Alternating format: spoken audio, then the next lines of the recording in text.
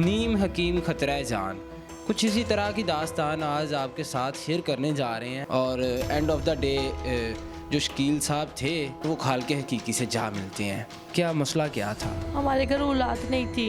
9 बार इलाज कराया तो उसे फालज का अटैक हो गया। वो रात के 12 बजे तक हमारे घर में आके चिल्ले भी काटता रहा। डायलिसिस भी आ गया वो इंसान। उसके बाद उसका फिर भी दिल नहीं भरा, कोई काम नहीं हुआ, कुछ भी नहीं हुआ। मैं 6 माह से धक्के खा रही हूँ। बताएं बेटा हम लोग किधर जाए? जब उन्होंने दवाइयाँ दी और उनके साइड इफ़ेक्ट से फालज हो गया तो उसके बाद आपने हॉस्पिटल के बजाय फिर उन्हीं से इलाज करवाया? बस मेरे मियाँ को वो दवाई खिलाई उन्होंने कि उनका दिमाग बिल्कुल डैमेज कर दिया था। 3-4 साल में कितने पैसे खा चुकी होंगे आप? 24 लाख रुपया खा चुके हैं हमारे से।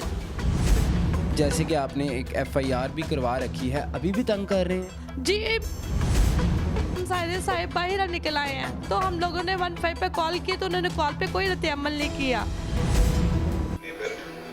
और वो जो हकीम है अनवर जिसका नाम है, मैंने वो इनका इलाज करा था। मैंने देखा उनको आते जाते कई दफ़ा।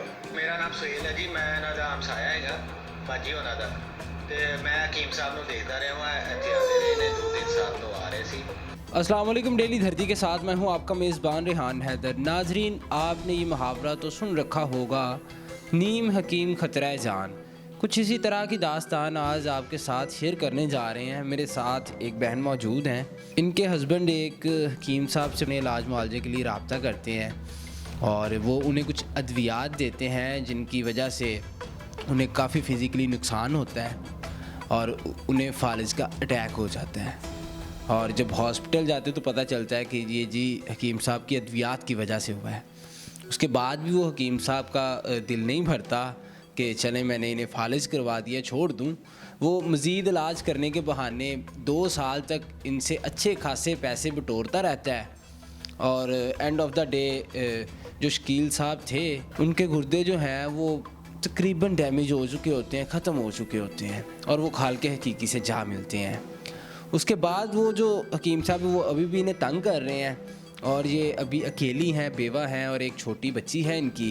उसे लेकर ये दर दर की ठोकरें खाती हैं। क्या कहानी थी, कहाँ से आगाज़ हुआ, किस तरह से उस नौसरबाज हकीम ने इन्हें अपने जाल में फंसाया, नहीं से जानते हैं। अस्सलाम वालेकुम। वालेकुम अस्सलाम। आप भी मुझे बताइएगा कि हकीम साहब से दवाई ली आपने, क्या मसला क्या था? हमारे घर औलाद नहीं थी। किसी ने कहा कि अपने से 2 बार 4 नौसरबाज छोड़े हुए थे। उन्होंने कहा ये कि बहुत अच्छा है, ये तुम इनसे इलाज करोगे तो तुम्हारे घर औलाद हो जाएगी। इसने कहा कि 9 माह इलाज करोगे तो औलाद तुम लोगों को हो जाएगी। 9 बार इलाज कराया तो उसे फालज का अटैक हो गया। यानी कि दवाइयाँ खाने की वजह से? जी। उसके बाद ये हुआ कि उन्होंने हमें हॉस्पिटल भेज दिया, खुद ही अपने ही किसी अख्तर हॉस्पिटल में। हम वहाँ एडमिट हो गए।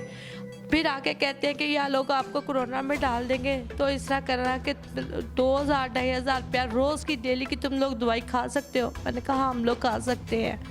उन्होंने कहा चलो ठीक है, 1.5-2 साल में ना इंशाल्लाह ताला ना ये तो मियाँ फालिज में ठीक हो जाएगा। वो आते रहे, इलाज करते रहे। हम लोग पूछते रही हूँ कि क्या वजह है कि ये अभी तक चल क्यों नहीं रहे। कहते हैं कि ये आपके बहन भाइयों ने ना इस पे काला इल्म किया हुआ, जादू किया हुआ, जब तक ये नहीं टूटेगा ये इलाज नहीं ठीक होगा। वो रात के 12 बजे तक हमारे घर में आके चिल्ले भी काटता रहा। वही हकीम? जी। और फिर उसके बाद जब हमें कहता है कि मेरी दवाई बहुत महंगी हो गई है तो तुम लोग हॉस्पिटल चले जाओ। हम लोग हॉस्पिटल गए हैं तो उन्होंने कहा पूरा ही गुर्दे डैमेज हो चुके हुए हैं, 95% रह गए, डायलिसिस भी आ गया वो इंसान। उसके बाद उसका फिर भी दिल नहीं भरा तो हम लोगों ने इलाज अपना म्यू हॉस्पिटल से करवाना शुरू किया। उसने अपने बेटे और अपने एक लड़के को भेजा जो आदमी रखा हुआ था उसने अपने पास। उन्होंने मेरे मियाँ के साथ, उस टाइम हमारा DSP के पास टाइम था, उसने कहा देख लूलिया तेरी तन मंजी ते पा दिता है तो तेरी बीवी ने उन्हें किस डर डर से ठोकरे पाते, क्योंकि उसका बेटा वकील सी ना, उन्हें साढ़े तो झूठे केस करने शुरू कर दिते। कभी 80,000 रुपये का, कभी 2 करोड़ का। उन्होंने इस तरीके का सारा खाना खराब किया कि वो अपनी एक फैमिली मैंबर बना लिता सी। औलाद नहीं सी, वो सानू इस तरीके ਨਾਲ बना दिता कि ਅਸੀਂ ਤੁਹਾਡੇ ਹੀ ਆਪਣੇ ਹੀ ਹੈਗੇ ਆ। ਉਹਦੀ बीवी ਉਹਨੇ ਸਾਰਾ ਕੁਝ अल्लाह ताला, मैं कहती अल्लाह ताला उन्होंने अपने की कमानो सो नसी भी औलाद वाली टिया वाले हैं। मुझे बताइएगा कि जब उन्होंने दवाइयाँ दी और उनके साइड इफ़ेक्ट से फालिज हो गया, तो उसके बाद आपने हॉस्पिटल की बजाय फिर उन्हीं से इलाज करवाया? उन्होंने कहा कि ये जी इनको शुगर का मसला है, तो उसकी वजह से बीपी शूट हुआ है, तो उसका इस वजह से फालिज का अटैक हुआ है। तो हम ऐसा करेंगे, उस हॉस्पिटल में लेके गए जो कोरोना में डाल रहे थे। उन्होंने उसी नौसरबाजी में आके कहा कि नहीं जी मैं इलाज करता हूँ इसका, मेरी वाल्टन भी चुश्त है तो खाना है, ये चीज़ ही है। बस मेरे मियाँ को बहुत दवाई खिलाई उन्होंने कि उनका दिमाग बिल्कुल डैमेज कर दिया था। मुझे बताइएगा ये कितनी देर वो इलाज लेके चलते रहे? 3-4 साल करते रहे। 3-4 साल में कितने पैसे खा चुके होंगे आप? 24 लाख रुपया खा चुके हैं हमारे से। 3 लाख रुपया उसकी बीवी ने लेकर आया, 3 लाख रुपया उन्होंने चिल्ले वगैरह काटे तब खाया है इन लोगों ने। तो मुझे बताइएगा अब जैसे कि आपने एक FIR भी करवा रखी है, अभी भी तंग कर रहे हैं?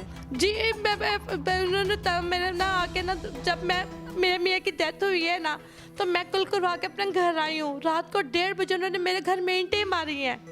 ईंटें मार के उन्होंने किया तो मेरा हम सारे साहिब बाहर निकल आए हैं। तो हम लोगों ने 15 पे कॉल की, तो उन्होंने कॉल पे कोई रद्द अमल नहीं किया।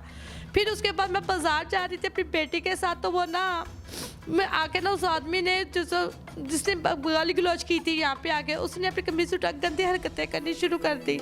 तो मैंने 15 पे कॉल की है, 15 पे कॉल की तो फिर पकड़ा, 294 का उन्होंने पर्चा काटा। बाकी का मेरा अभी तक कोई काम नहीं हुआ, कुछ भी नहीं हुआ। मैं 6 माह से धक्के खा रही हूँ। तो कहाँ तक ये सारा मामला चला? कार्रवाई कोई आगे लेके गए? क्योंकि आपके जो हस्बैंड थे वो भी पुलिस के महकमा में थे, तो कोई साथ दे रही है पुलिस आपका? आप थोड़ा सा आके दे रही है। मैं क्योंकि CCP डोगर की खुली कचहरी में पेश हो गई थी, उसकी बिना पे इन्होंने ये छोटा सा मेरी FIR काटी है।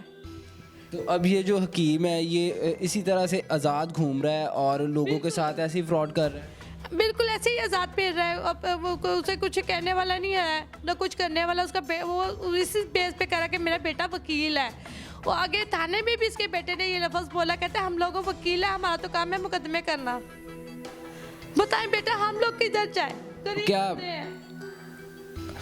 क्या अपील करना चाहेंगी आप आला हुकाम बाला से? क्या मैसेज देना चाहेंगी? और उन लोगों के नाम जो इस तरह के नीम हकीमों के हत्थे चढ़ जाते हैं और अपना माजी के साथ साथ मुस्तकबिल भी तबाह कर बैठते हैं। बस यही दुआ करूंगी कि अल्लाह ताला इन नौसरबाजों से लोगों को बचा के रखे। ये नौसरबाज अपना बना के इतनी जड़ें काट देती हैं, किसी के भरोसे के लायक ही नहीं छोड़ा कि हम लोग किसी पे अब भरोसा भी कर सके। नाजरीन, ये बहन अभी इस घर में अकेली रहती हैं और कोई पुरसाने हाल नहीं है, बहुत कस्मा पुरसी की हालत में ज़िंदगी गुजार रही हैं। इनके मियाँ हयात थे तो बेशक वो चारपाई पे थे, लेकिन एक सहारा था। अब मोहल्लेदारों ने भी बताया कि इन्हें तंग किया जाता है और इनकी कहीं भी कोई सुनवाई नहीं हो रही। हमारी भी आला हुकाम बाला से गुजारिश है, अपील है कि इनकी सुनवाई की जाए, इनके हमारे झूठे मुकदमे ख़त्म करवाए जाए और इन पर जो मुकदमात किए गए हैं उनसे भी इन्हें रिलीफ दिलवाया जाए, ताकि ये अपनी बच्ची के साथ अपना बेहतर मुस्तकबिल बना सकें। खैर अब जो होना था वो तो हो गया, लेकिन अब आने वाली ज़िंदगी जो है वो इनके लिए आसान की जा सके।